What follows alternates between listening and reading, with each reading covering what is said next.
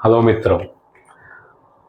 मैंने पहले ही बोला था कि कैनेडियन इमिग्रेशन को या कैनेडियन गवर्नमेंट को अक्टूबर मंथ का नाम चेंज करके चेंज या अपडेट मंथ रख दीजिए। हर रोज एक नया नया अपडेट आ रहा है।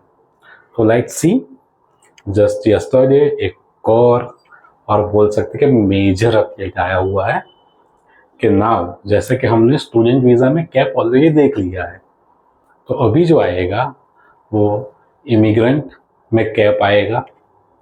वन काइंड ऑफ कैप आ गया है ये भी बोल सकते हैं, क्योंकि कहीं ना कहीं कैनेडियन गवर्नमेंट ने टारगेट फिक्स कर लिया है कि हमें इतने ही लोगों को बुलाना है। और even though as per them at the end of 26 मतलब 2026 के एंड तक जो टेम्पररी रेसिडेंस है जितने भी आउट ऑफ कैनेडा के जो कनाडा में है वो टोटल जो भी पॉपुलेशन है उसके 5% के आसपास होने चाहिए। इट मीन्स एक मेजर डिक्रीज इसमें होगा। जो टोटल अमाउंट वो लोग बोल रहे हैं with work permit, student visa, temporary foreign worker, जो टोटल है कुछ बोल है अराउंड 6,73,650 पर्सन। अभी उसमें भी 3 अलग अलग कैटेगरीज आ रही है। एक तो हो गई वर्कर की, एक हो गया स्टूडेंट वीज़ा और एक हो गया international mobility program, temporary foreign worker, international mobility program और वर्कर।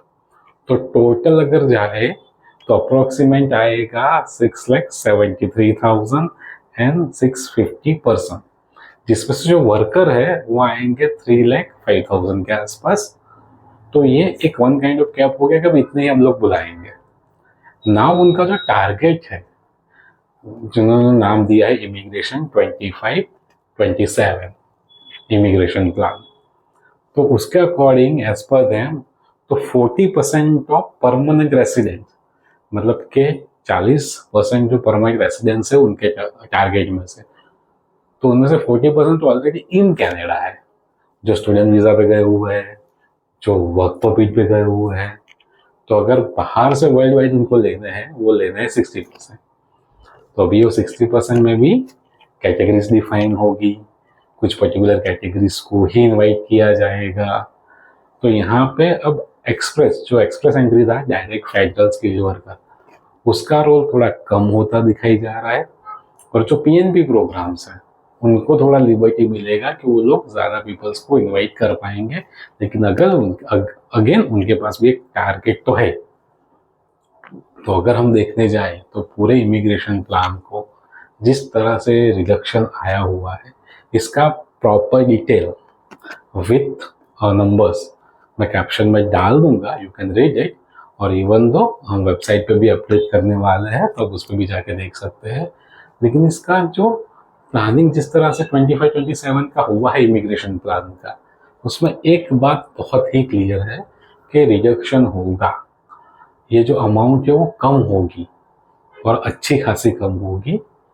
तो कहीं ना कहीं इमिग्रेशन थोड़ा स्ट्रिक्ट हो रहा है, लेकिन एज वी ऑल नो कि इमिग्रेंट कनाडा को चाहिए ही, तो वो लोग क्लोज तो नहीं कर सकते। लेकिन कहीं ना कहीं दे ऑल्सो नीड कि कुछ क्वालिटी पीपल्स वहाँ पे जाए और उनके इकोनॉमी का पार्ट बने। स्टूडेंट वीज़ा का कैप हमने देख लिया है ना, वर्क परमिट पे भी कैप है और एक अमाउंट हो गया है। अभी मज़े की बात यह है कि ये जो वर्क परमिट है ये सिर्फ क्लोज वर्क परमिट के आंकड़े नहीं है, इसमें डिपेंडेंट वीज़ा मतलब जो वर्कर डिपेंडेंट है या जो मास्टर्स डिग्री लेके गए उनके जो डिपेंडेंट्स है उनका भी कैलकुलेशन होगा। मतलब कि अगर 3,05,000 वर्कर लेने हैं तो उसमें से जो ओपन वर्क परमिट वाले बंदे हैं या लड़कियां हैं, लड़के हैं, स्पाउस है, उन सबको भी निकालना है। तो ये टोटल आंकड़ा हो गया है कहीं ना कहीं, जो कंपैरेटिवली कम दिखाई दे रहा है। तो यस, थोड़ा स्ट्रिक्ट हुआ है कहीं ना कहीं कैनेडियन इमिग्रेशन। वाई?